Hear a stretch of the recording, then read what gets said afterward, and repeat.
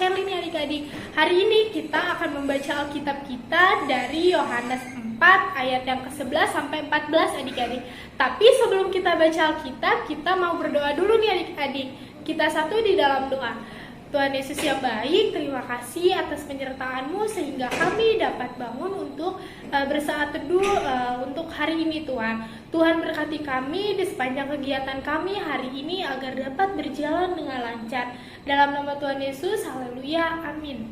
Oke adik-adik, kita akan membaca Alkitab yang terambil dari Yohanes 4 ayatnya yang ke-11 sampai 14. Yang berbunyi, kata perempuan itu kepadanya, Tuhan, engkau tidak punya timba dan sumur ini amat dalam. Dari manakah engkau memperoleh air hidup itu?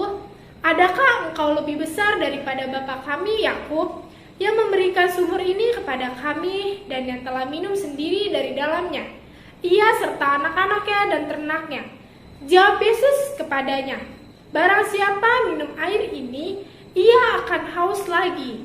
Tetapi barang siapa minum air yang akan kuberikan kepadanya, ia tidak akan haus untuk selama-lamanya. Sebaliknya, air yang akan kuberikan kepadanya akan menjadi mata air di dalam dirinya yang terus-menerus memancar sampai kepada hidup yang kekal. Sekian pembacaan Alkitab kita. Nah, adik-adik, judul bacaan kita pada hari ini itu adalah air ajaib Tuhan Yesus. Adik-adik tahu gak sih rasanya haus itu seperti apa? Bagaimana sih rasanya haus? Rasanya ingin minum yang segar-segar adik-adik. Apalagi di zaman sekarang tuh lagi panas-panasnya kan adik-adik. Kita tuh pasti pengen banget yang segar-segar untuk diminum adik-adik. Nah, untuk minum itu kita perlu usaha adik-adik.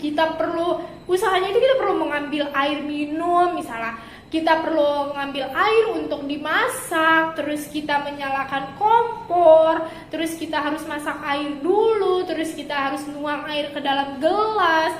Misalnya adik-adik pakai dispenser nih, adik-adik perlu mengambil gelas, mengisi air ke dalam gelas, baru deh diminum, kan adik-adik? Nah, kalau rasa haus itu tuh akan hilang adik-adik, tapi dia juga akan muncul berkali-kali. Jadi minum untuk menghilangkan rasa haus juga bisa nih berkali-kali.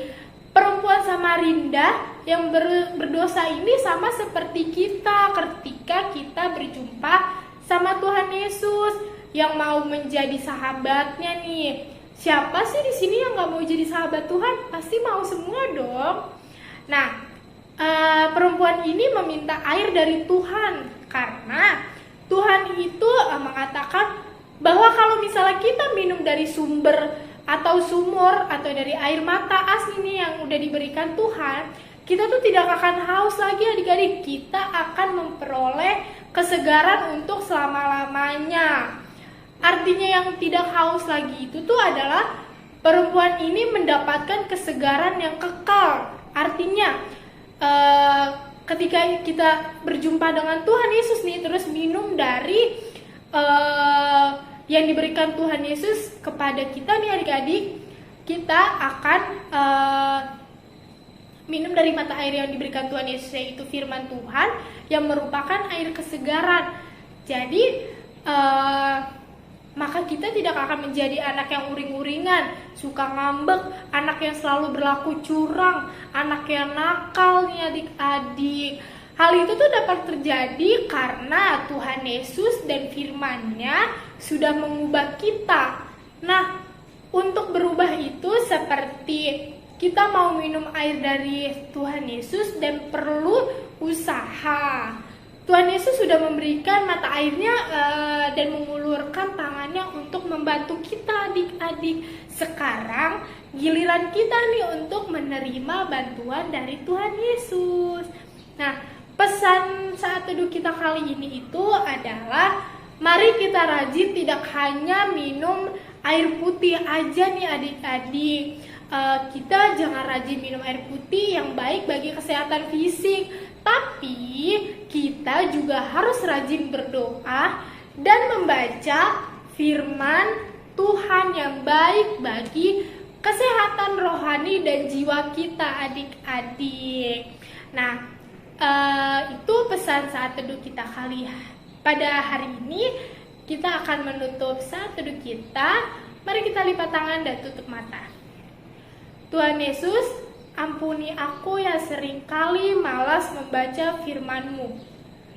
Tuhan, aku ingin berubah ya Tuhan.